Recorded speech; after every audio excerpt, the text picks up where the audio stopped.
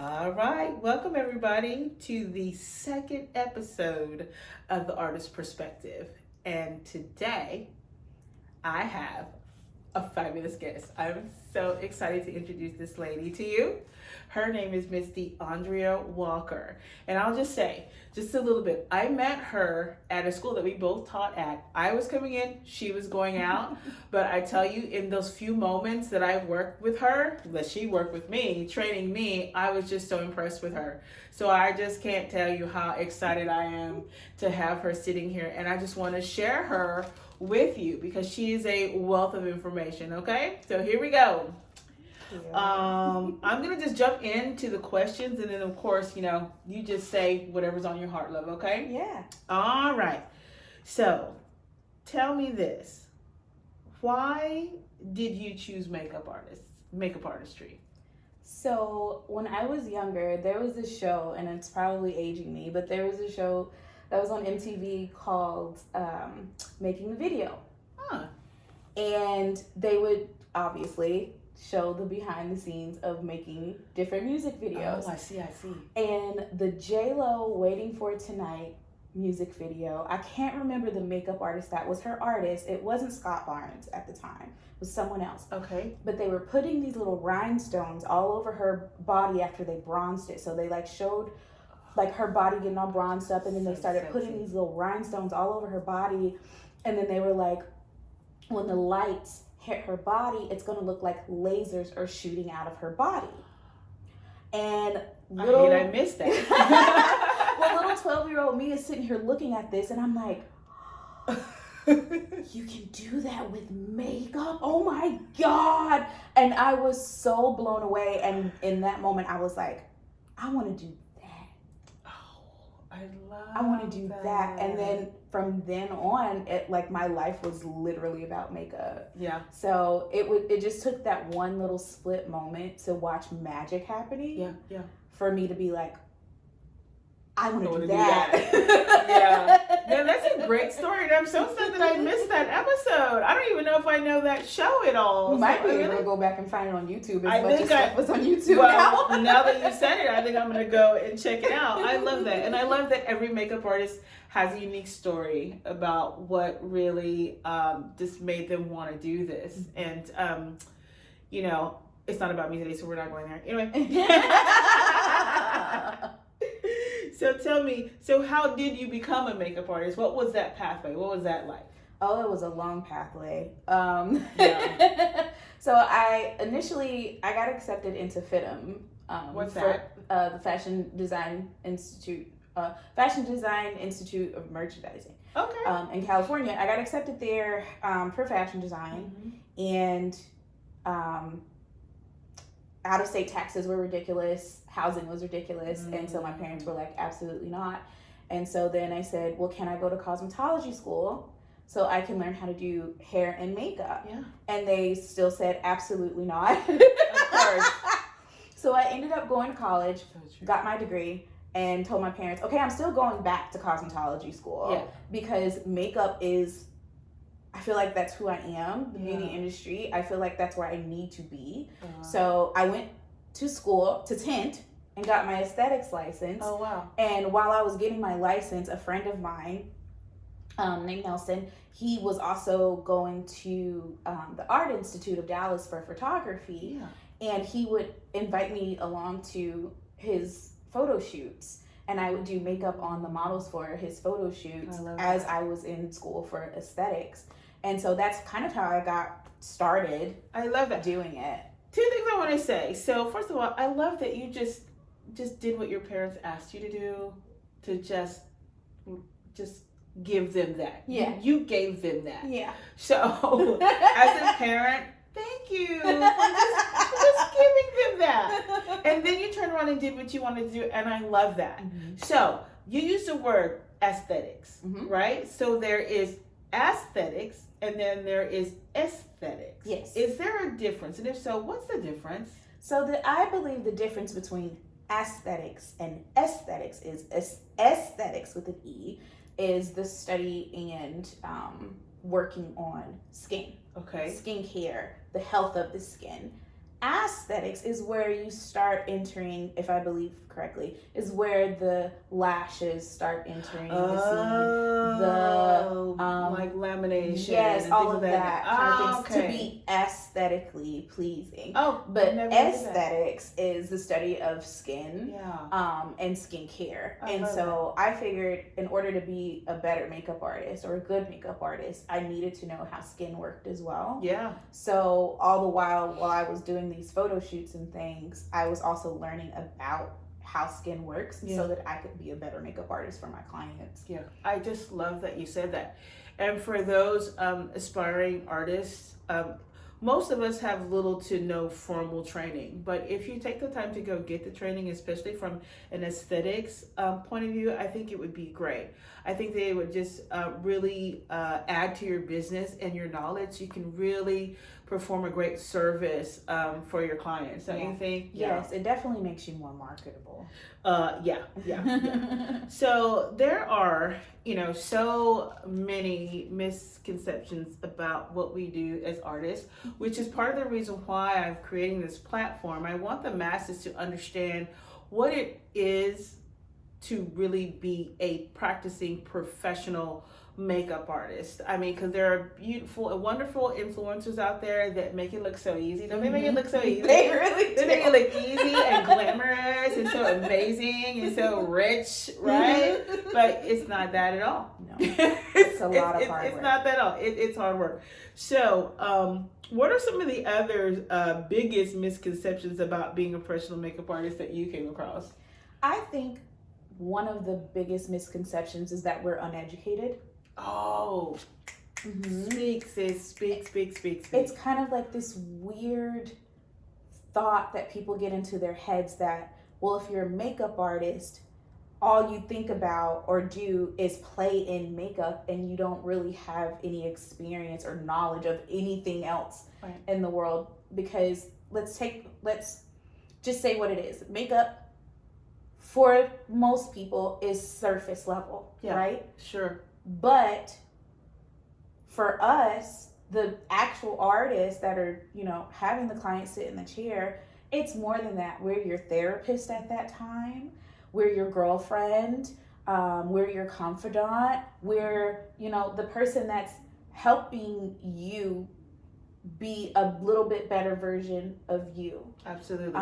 So I think the biggest misconception is that we don't have any other thoughts going on in our head. That's so real. And I'm so glad that you pointed that out, because honestly, being an artist, especially when, like you said, when you're working on other people, you're a psychologist in a lot of ways, because you have that woman's self-esteem in your hands. Yes. Right? And you can either make it or you can break it. And that's the honest to God truth. Yeah. You can sit the most posh, most professional, most wealthiest woman in your chair, but if you put that eyeliner on wrong, or you got the bigger lashes than she needs, or that eyebrow's not just right, you are totally messing with her head. Yeah. Right? It is serious business what it is that we're doing. And it takes a grown-up to do what we do and do well, right? Yes, I feel like especially now in the age of social media, because I believe you and I didn't start makeup when social media wasn't even a thing. Yeah, we started doing it. I mean, it was, but not for makeup. No, and so now that everybody is so much more visible to the public, being able to put on their face the way that they feel the most confident, it's huge. It's such a big thing, and I feel like that just adds even another layer to our position. Absolutely. I think another big misconception about artists is that, if you can put makeup on yourself, you can put makeup on everybody else, and that could not be further from the truth, honey. Let me tell you, just because I can beat my face doesn't mean that I can beat your face. No. At all. No, and that's actually the difference to me between a makeup enthusiast / influencer and a makeup artist. A makeup enthusiast or makeup influencer can do a wonderful job on their own skin, on their own face, it's maybe very their mom's face or sister's face. Yeah. But you put someone else in their chair, especially someone that doesn't look like them, Not the same skin tone, don't have the same brow shape, eye structure, face structure, totally different. And it becomes a completely different game. Yeah. Yeah. You're right. Absolutely right. Yeah, that's so good. I mean, we could go on and on about the misconceptions, and we may touch on it a little bit later in the interview, but just know there are just vast differences. And the last thing that I'll leave, because I do want to say this, is that, you know, it's not as glamorous as it seems. It's actually quite a lot of work. When you think about, first of all, marketing yourself, right?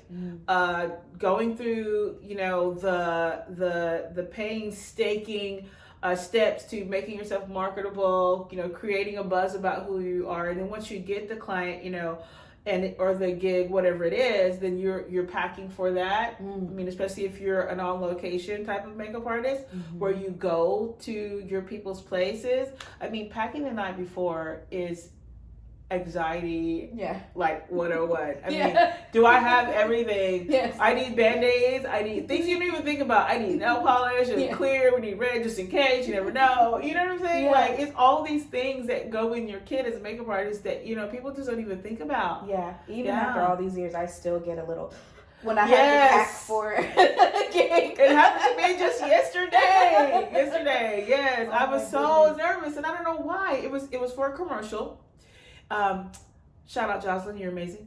But I was called in to do makeup for a commercial, and it's a commercial, so makeup is just like super simple. It's nothing to it, you know. You're just, you know, like really just kind of doing some corrective work, right? Oh my God, I was so nervous, and I've been doing this for years, but I was so nervous, you know, packing my kit, and you know, I've never been able to pack light. Can you pack light? I've learned to. I've definitely adjusted over the years, but every time I feel like I've packed light, I haven't actually. No. I was just saying, if you know that, you have got to teach me, because I don't know how to pack light. I try, but it just, because you just never know what the job is going to call for. It's always that question in the back of your mind, like, what if something happens on set that I don't have something for? So let me just go ahead and bring this just in case. And that's the thing. So I don't think we'll ever be able to. No. But again, for those aspiring makeup artists or people that are already makeup artists, there's just no such thing as packing light. No, not at all. And like DeAndre said, it's so important to be prepared for almost anything. And that's why we can't, because you have to be prepared for almost anything. Yeah. You have to be prepared for them to change their mind. They may have talked to you about what that look was, and then the producer gets it and is like, just kidding. On second thought, you know, and you need to be ready for that. Yeah. So there's no such thing as packing light. I love that. Okay, so trends are big in our industry. And I guess it just depends on, you know, where you are in your walk in artistry, because sometimes it's all about trend and sometimes it's just about fashion and what's tried and true, right? So I want to know, what are some of the hottest makeup trends that you're seeing now? Where are we going? So I'm actually one of those makeup artists that doesn't follow trends I'm with you on that. Give me some right there. Boom. I do like to, at the beginning of the year, and I think this is just something that was like ingrained in my head since I started, I do like to check on what the Pantone color of the year is. Oh, I love to check that. It's so it's like opening up a gift, isn't it? It is. And I get excited. I'm like, oh, I've been wearing that color. But I do like to check on the Pantone color of the year. I like to look at what's around me. So nature, maybe a magazine that I saw in the store or something. And then I also like to look at what other major artists are doing, like Fatima, who is senior artist for MAC. She has been for a very long time. Yes, she has. Joanna Simpkin. His name is Kill Pretty on Instagram. I know exactly what you're talking about. Yeah, Kita. I love those little nappy brows he does. Yes. Go ahead, Kill Pretty. It's beautiful. Yes. So I like looking at what they're doing. To me, that's trendy. Because they are, as makeup artists, setting trends, even though the people that they're working on are celebrities, and you would think, oh, it's the celebrity that's setting the trend. Oh, no. It's not actually that celebrity that's setting the trend. It's the makeup artist and the stylist. Yeah, so I don't really follow trends like that. Now, I do like how lately highlighter is coming back, or illuminator is what I call it. Yes. Illuminator is making a comeback right now. So Turn that up. trend I really love, because Yeah. I was a big highlighter girl back in the day. Were you across the street kind of highlighter girl? Like, oh, there she is. Here she comes. No, not Okay. quite. I Okay, wasn't that girl. All right, good, but good. you give me a little Becca Opal. Oh, yes. See, that's how highlighter was supposed to meant to be. It was a little meant to be that. champagne pop for my lighter skin tone girls. Yep. Oh, I love that it's coming back. So right now, House Labs is very trendy. Really? And their Arnica highlighters, they have Arnica in them. They're blush colors. Can you explain for the people what Arnica is? Arnica is a skin soothing. It's a skin soothing botanical. So it's not just some glitter in a palette. Oh, okay. It's actually skincare. Oh, in the nice. highlighter. Yeah, it's gorgeous. It's so Is that buttery. something similar to like MAC Strobe Cream? Only it's not powder? Yes. Okay. It's very that. And her colors that she has, I haven't seen one that I haven't liked. Awesome. So, very, like, I've seen it all over my Instagram, all over my TikTok. Yeah. She has some gorgeous colors. There's this beautiful one, I can't remember the name of it, but it's like this. It's like if you cut into an orange.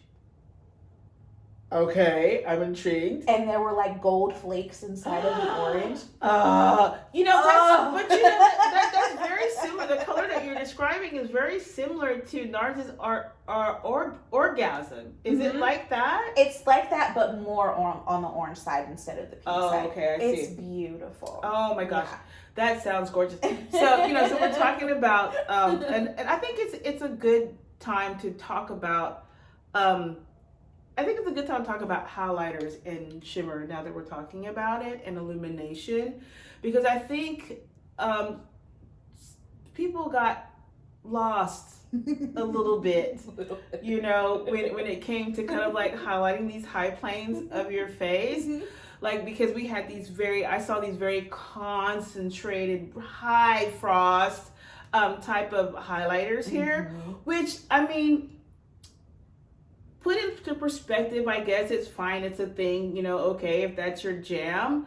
But for lay women, like women who go to work every day, or they're not on stage performing, at a drag show or whatever, those highlighters were not right for them. They were way too pigmented. You were looking for moments where it was just like a light shimmer, like a oh hi moment. Who, me? And you mentioned strobe cream. That was one of the products that really, to me, signified like, okay, if you're gonna wear a highlighter or illuminator, this is what it supposed to look like. It's not supposed to like overtake your entire makeup. It's like ethereal, if that you think. Fenty, if you will, trophy wife was what killed me. Yeah, I was like, okay, we need to stop. Everybody calm down. Everybody calm down. I'd rather use it as an eyeshadow on my lid than yeah. So that's the thing. So I am what I'm waiting to come back. I am waiting for the Auburn blown out thinner brow to come back that Sam Fine made so popular. I love that. Yeah. And that was like in the early 90s. And, if anybody knows Sam Fine, he's a celebrity makeup artist, black makeup artist, super, super talented, wrote a book, Fine Beauty. Go get it. You can still get it. But he was just so notorious for bringing that beautiful Auburn blown out brow. And it was just so beautiful. And I really hope that comes back. In fact, I've been wearing it actually a little bit. And I also think that every makeup artist can affect trend. We all can. We don't necessarily have to be, well known. For us to affect trends. I mean, we can just create trend ourselves. Yeah. What do we want to see? Well, I still want to see blush. It's never going away from me. Same. Okay, never going away from me.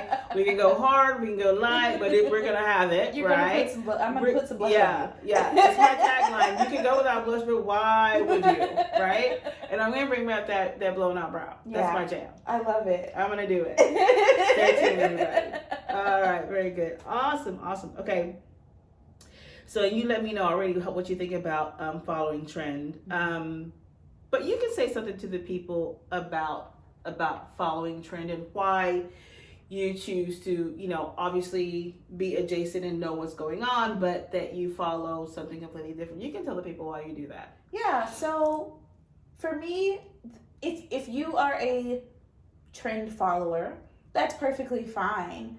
I just feel like everybody is an individual. There you go. And as a makeup artist, I don't want to be the type of makeup artist that makes all of my clients look exactly the same. Yeah. Everybody's art is their art. However, there's something to be said about having every single one of your clients leave out of your chair and you've put the exact same map on every single client. Mm-hmm. To me, that's not expanding your artistry. Mm-hmm. To me, as a makeup artist, the word art has always been the primary part of that title for me. Right. It's subjective. Yeah. For sure. So how are you showing your art if you're painting the exact same picture every single time? Yeah. So I mean, I get it, especially with the younger generation, the girls and guys, they like what they like, they take their cues from the Kylie Jenners and, the Sabrina Carpenters and, all of that. And that's perfectly fine. They look up to those people. There's people that I looked up to growing up and I was like, I want to look like that. Matouri Naughton was one of them. Yeah.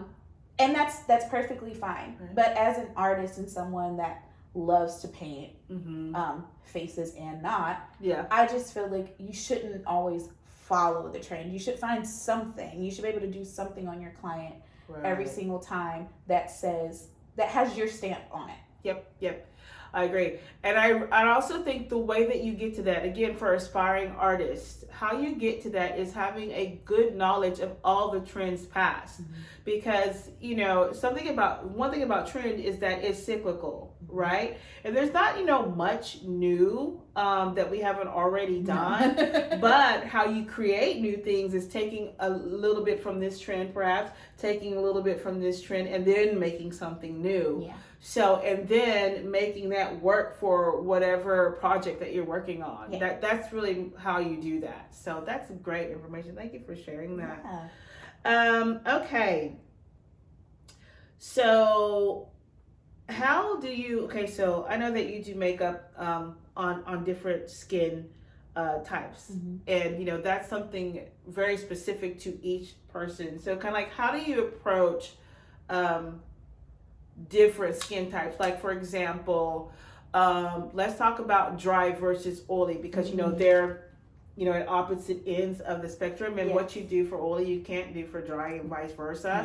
So how do you approach that? Let's talk about skin prep, maybe foundations that you would choose, powders and all that. Talk to me about that. So first, it always starts with a good consultation with your client. I think I have a bit of an advantage with being an esthetician, with being able to automatically clock what a client's skin looks like. Yeah. So they can tell me, I have oily skin. And then I look at their skin and I'm like... So let's talk about this. Where are you oily at? Oh, on your nose? Oh, okay. That's not oily. Right. Yeah. So they can say, I have oily skin. They actually have normal skin. Yeah.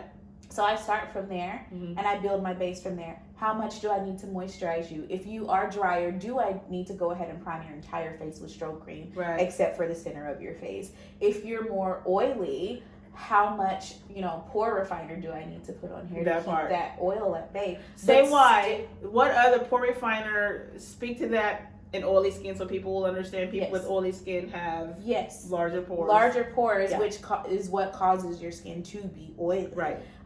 But I'm also, because I love skin so much, I'm not going to make my oily girl completely matte. Yes. I've always told, previous students and clients, your skin's going to do what it's going to do. Yeah. Let your oil out, girl. Stop lean into it. Yeah, stop trying to make it go away. Yeah. So I moisturize my oily clients just like I do my normal skin clients, just like I do my dry skin clients. Just with different products, Just not the same, products. the same products. Yeah. No. And then I just go from there. I always discuss with the client, like, do you want to be full coverage? If you're going more full coverage, I'm going to use something like Studio Fix. If you don't want to be full coverage, then I'm going to use something like the Summer Fridays. They have this tinted oil. It's absolutely gorgeous. But I'll use something like that. I'm going to have to put that in the description. Because she knows all the things. So we're going to put it in the list. No, it's beautiful. But at the end of every appointment, I want that client to look at their face and know that it's their face. Yes. I don't want them to look in the mirror and see another person. Let's just have a moment of silence for that. And I'm serious when I mean that. Listen, all you aspiring artists out there, this is so very important for you to know. Okay? I need you to understand and distinguish the difference between drag makeup and makeup for women. Okay? Shout out to my drag sisters, you know I love you. However, makeup artists don't make this distinction. They think that all makeup is makeup and everybody needs to be, contoured to the hilt and holla and all. And no. And most women that sit down in your chair, they want to look like themselves. They want their husband to recognize, or their wife to recognize who they are. And I get a lot of clients that are like, my husband does not like makeup. Oh my God, all the time. So I'm not going to send my client home to her husband looking like, a whole nother complete stranger. Yeah. Or to where she picks up her baby and her baby's like, who is this person? And I've seen that happen where the baby's like, no! Yeah. I just want to enhance what you already have. Yes. Yeah. Now, if you're asking for heavy full-on makeup, then of course I'll do that for you, because at the end of the day, it is still your face, and you hired me to do a job, and I'm going to do that job and make sure that you're satisfied with it and you're satisfied with my work. But for my normal everyday client, it's not, putting a whole other face on. I'm not doing that. She doesn't want it. And let me just give you a cue, okay, ladies? So, and gentlemen, it's really about editing how much foundation you put on, how much foundation and how much powder. And of course, as women age, we don't need as much powder, right? And so you need to choose carefully about what kind of powder you use, how much you use, what tool you use to put it on. Strategically place powder where we need it. And more times than not, it's really just going to be here in the center of the face is where you need most of the powder. And maybe if you have concealers, you will set. But if you're using like a self-setting, kind of like a matte concealer or a satin concealer, you don't have to use as much powder, and you don't have to bake. Baking is not a thing for grown-ass women, okay? I'm sorry. I'm just going to say it. I'm so glad it's done. I'm so glad the girls don't bake anymore. And listen, when I say the girls, I mean me. Yeah. Don't let it out, sister. Let it out. Yes, we live, we learn, right? Yeah, but you're so right. Like, you have to tailor it to what you need, not just what you've seen. I've seen so many times where a client will ask for insert celebrity name face, and have to tell them, okay, I will do something that is or complimentary to what this look looks like. But I'm not going to put her face on your face. Do you know how much product is on this woman's face? You're going to be so uncomfortable, and I don't want to make you uncomfortable. You are just speaking the truth right now, young lady. I'm so glad that you're bringing all this up, because this is another point I want to make, and this is so serious to aspiring artists or existing artists. When you sit down with the client, thank God that we have images all over the internet of different makeup, so we all can get on the same page, right? Because we didn't have that when we were coming up the ranks. But you have to be specific with your client, because she just doesn't know what she doesn't know. Okay, so she might see a picture of, I don't know, Rihanna, Beyonce, or somebody, and she's got this, and she likes the look, right? She's like, I want my makeup to be just like this, blah blah blah. pause for a minute, take that picture, sit down with her, and let's talk about what aspects of this makeup do you actually like. Because she may be looking at that picture and like just the brows or the lashes or just the liner. Yeah. Or just the foundation, right? Or the lip. She doesn't understand that there are so many other components to this look to these. Right. Because Deandra just hipped us to that, right? She doesn't know. Your client doesn't know, and she doesn't know what she doesn't know. Yeah. So it's your responsibility to sit down with her, look at that picture, and say, okay, so do you want the brows like this? Do you want the lashes like this? Do you want the eyeliner like this? Okay, she has, she's heavily contoured. Do we want that? And go down the list of things that are in that picture so you can be sure that you're on the same page as your client. And then, again, to Deandra's point is, and this happened to me. Oh my God, this happened to me. I had a beautiful dark-skinned lady sit in my chair. She was gorgeous. She sent me a picture of a white woman with white eyeshadow on and said, I want my white eyeshadow like that. And I was young in the game.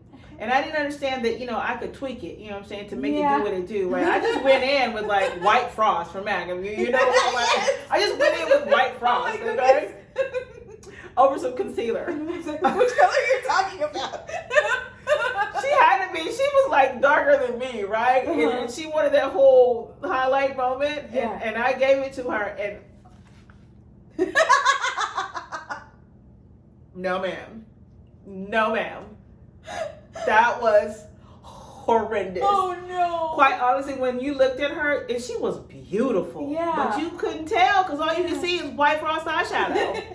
It was awful, right? So to your point, you raise a great point that sometimes you, as an artist, as a professional, you have to say no, or maybe not that. How about this? Yes. Right? Yeah. So that's very good. Oh my God, dude, you're telling the truth, sister. All right, so let's talk about makeup brands. This is always exciting. Yes. So first of all, I want to know what's in your kit.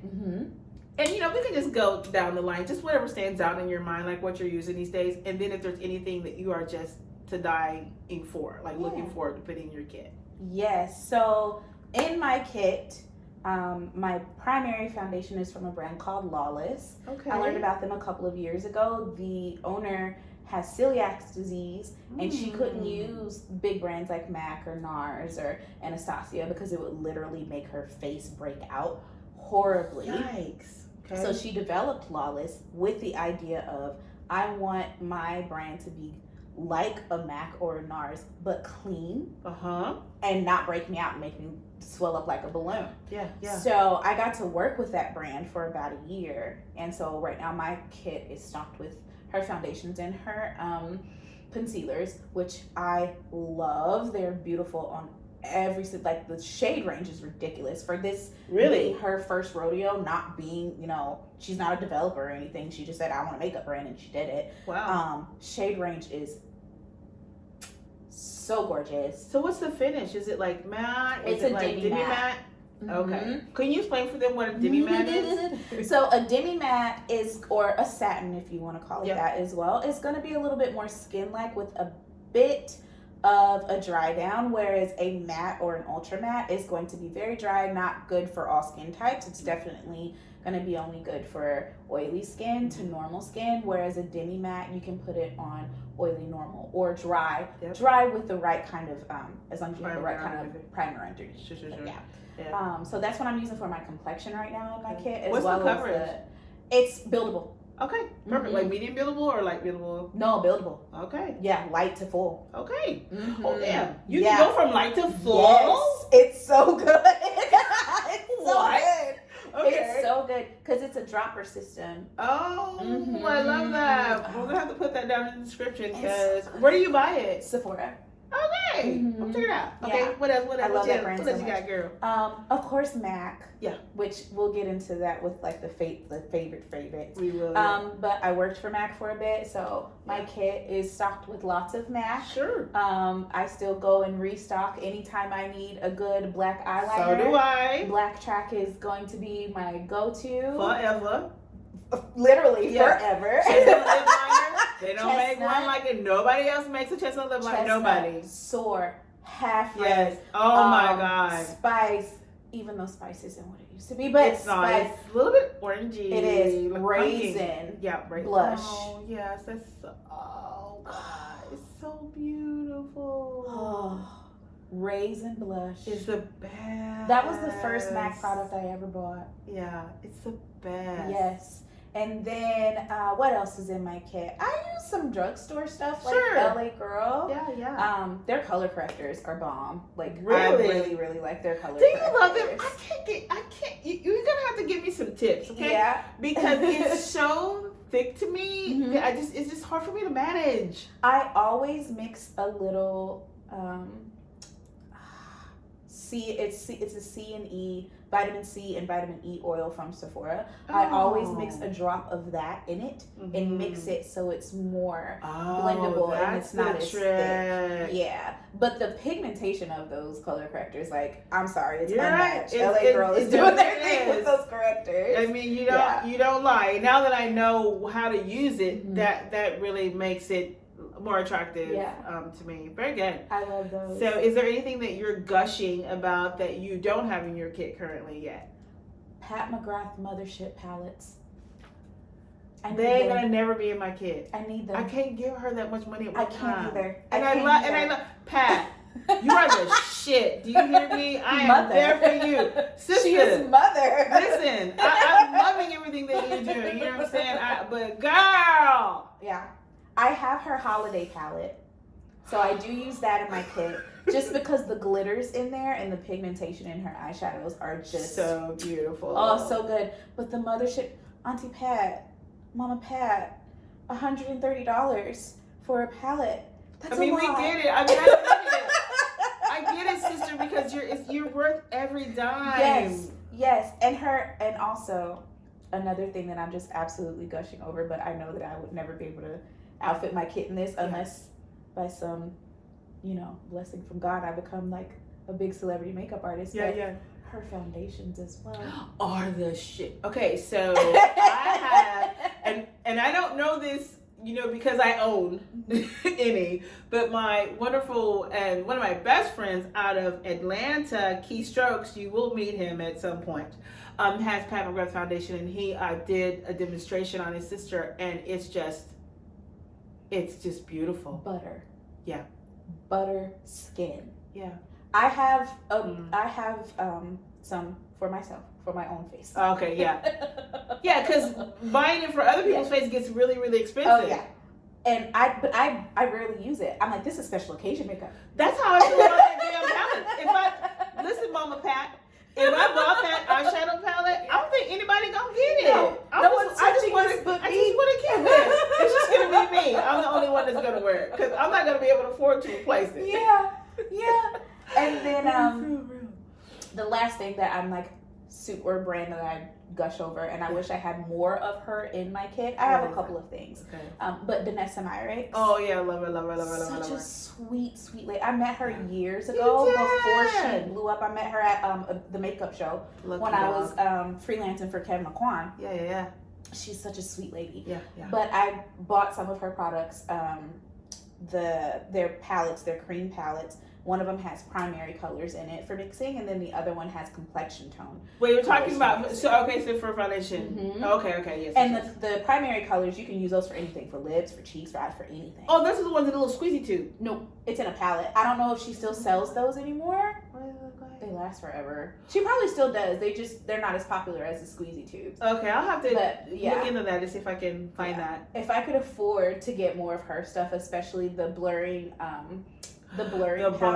The balm, yeah. If I could outfit my kitten though in every single one of those, I would. That blurring balm is the shit. It's so good. I bought the clear so that I can use it on other customers, but I also have the one that's for my color. Skin tone, yeah. And I just absolutely love. See, the thing about Danessa's makeup line is that it's really for the artist. Yeah.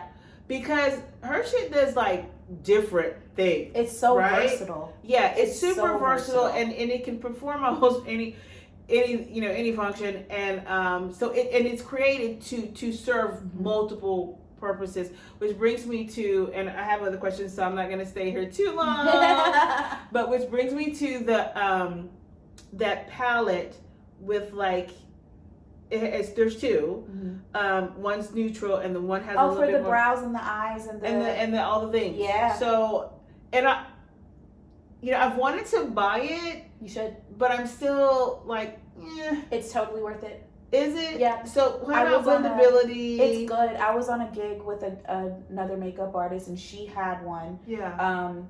And I got to like really look at it and see how it performed. Yeah. So each color has a powder and a pomade. Yep, I saw that. So with the pomade, eyeliner, eye primer, eyebrows, lip liner, contouring, whatever you want to do with it. And then the powder, obviously, whatever you need to do with it as well. Yeah. It's super, super blendable. Do they layer? Would you like so for instance, if you had a color that was like work for the eyes, whatever, and you wanted to, would you lay down the pomade and then put the powder over it, or could you just do straight pomade and keep it pushing? Like you could do the straight pomade if you're going for a bit of like a glossy eye and you're not going to blend it out. But even when you blend it out, it dries down a little bit matte. Okay. So but you can blend it. Oh yes. Wow. And you can build it. Yes. All right, so I have been looking at this palette for months, okay, and I might just go ahead and pull the trigger. It kind of reminds me of Patrick Ta's blush.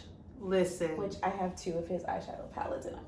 So first of all, he's so lovely. Sweet. Isn't he just lovely? Yeah, I took a training class with him. You did? Yeah. Oh my God, I've not met him in person, but just watching his videos, his aura just comes through, and he just seems like sweetest personality. Yeah. I love his blushes. His blushes are to die for. The names are a trip. What he's named all his blushes. But his blushes have like the same thing, like a cream and then a powder in them, and I just find them to be. They're gorgeous. His whole line stunning too. Just stunning. Beautiful. Yeah.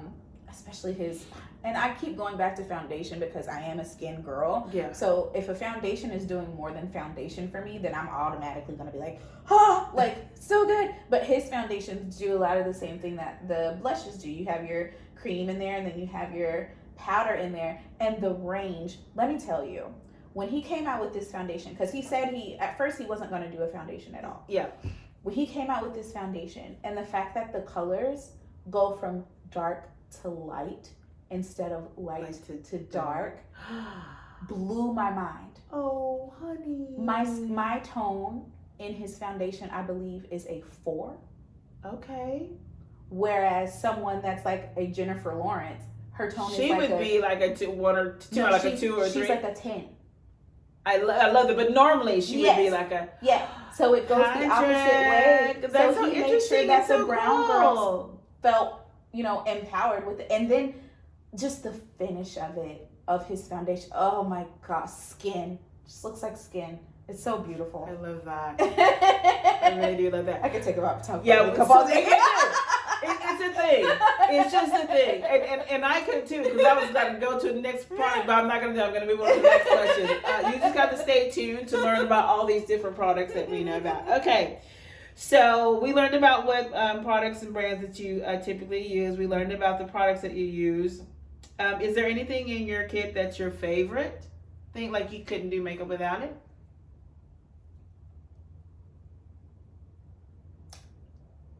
Ben Nye Final Seal. The spray? The spray. Oh, tell me why. I cannot do a face without Ben Nye Final Seal. Here's why. Okay. We live in Texas. So you never know what the weather's going to be like. You don't lie. Especially in this area. But what you do know is there's going to be some form of humidity in the air. Yeah. Whether it's cold, whether it's cold or hot outside. And I don't want my client to leave and their face melt off. Yeah. Ben Nye Final Seal, and I know that a lot of artists swear by the one size, the Patrick Star setting spray. Sure. That one's good too. Yeah. But Ben Nye Final Seal has never failed me. I've been using it for all 13 years of my makeup artistry. I love that. I cannot do without it. Yeah. And Fix Plus. Of course. It's an amazing hydrator. I mean, they got the ingredients right for that product for sure. Fix Plus and Ben Nye sandwiched together Really? I have clients that'll be like, so how do I get this off my face? Oh, I love that. I'm done for the night. I need to know how to get this off. Well, did you guys hear that? That's amazing, because honestly, we want that. I mean, certainly there's a way to put it, because you don't know what you don't know. Yeah. There is a way for you to take it off. No worries. Yeah. I mean, because it's not good for us to have things that won't come off. Exactly. That causes I don't all want you to kinds have of a permanent problems. face. Right. So there is a way to take it off. But the fact that that's a thing is really good. I love that. So, yeah. Okay. Thank you for telling us about that. Yeah. All right. So I'm just going to ask you a couple of more questions, because I know we've been at, I could talk to you for hours, young lady, but I'm going to save it. Hopefully, will you come back? Of course. Okay. So I'll move on. Okay, so I think one of the questions that I want to ask you is about challenges in running a makeup business, and then what I want to end with is what advice do you have for up and coming artists. So let's start with the second to the last. What would you say are the biggest challenges of running your own makeup business? That it's your own makeup business. Trust me when I say I felt that in my soul, but can you go ahead and elaborate on that? So, as an artist, a lot of the times you want to just have the client sit down and you want to do their makeup and have fun with the client, and that be it. You don't want to do the extra stuff. Like washing your brushes, like marketing yourself, like trying to keep your website up, like making business cards, making your schedule, things like that. So I would say that's the biggest challenge. Yeah. It's not just about putting the makeup on. And especially, again, going back to that social media thing, we're in such a social media faced, world. How are you making yourself present on there so that people can know you, can know what you do? So let me just say this. You're so real. Mm-hmm. And telling the absolute truth like you always do. You're a truth teller. And I love you for that.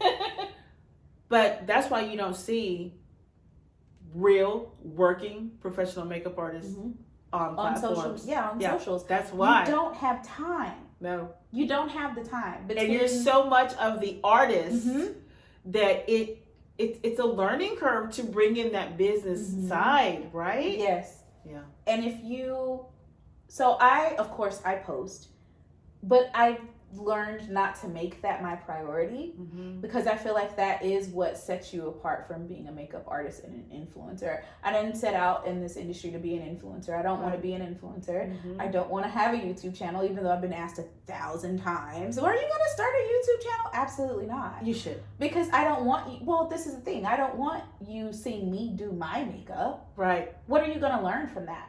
Well, I'll tell you what. You just don't even know, because I am asking this lady's back, and maybe we can talk her into doing makeup on this channel. Yes, we'll someone see. Else. Right, we're gonna pray about it. Keep going. But no, you're exactly right about that. Like I mentioned Joanna Simpkins earlier. She posts when she's on a press junket most of the time. Yeah.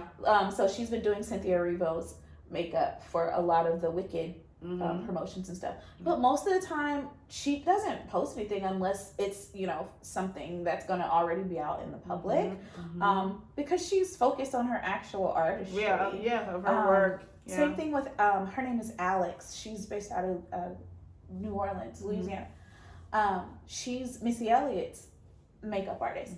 But you hardly ever see her posting anything unless she has things going on. She'll post things about her personal life. Sure. But as far as like makeup artistry, she's focused on her actual clients, not posting things. Right. So I would say that's the most difficult thing about running your own makeup business is picking and choosing which parts of your business are the most important to you. Yeah.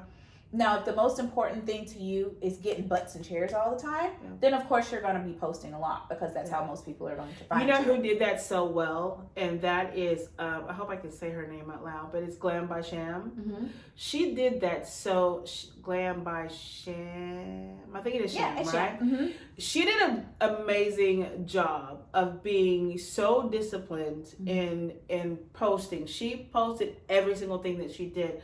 Shout out to you, girl, Glam Glam by Sham. You're amazing. I know plenty of you watching know who that is. She's Yeah. a local gal, but she's amazing. Yeah, she's really good. Yeah, but she did such a tremendous job in doing that. And I would love to have her on the show one day.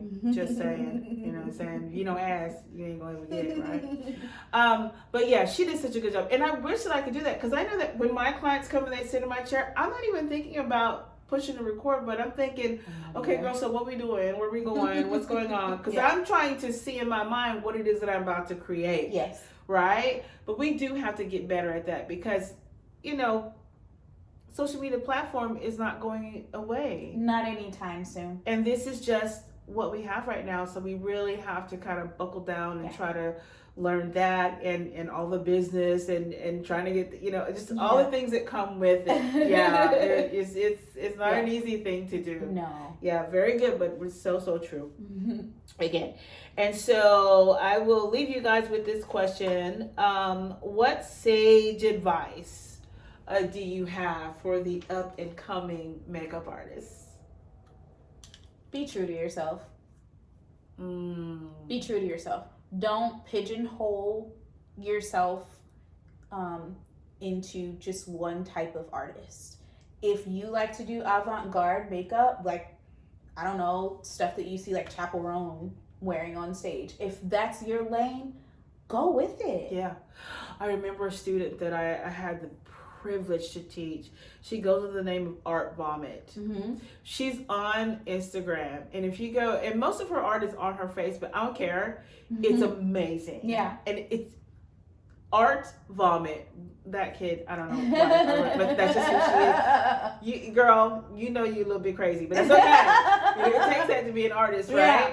But just go check her out. Her art is just amazing. It's very avant-garde.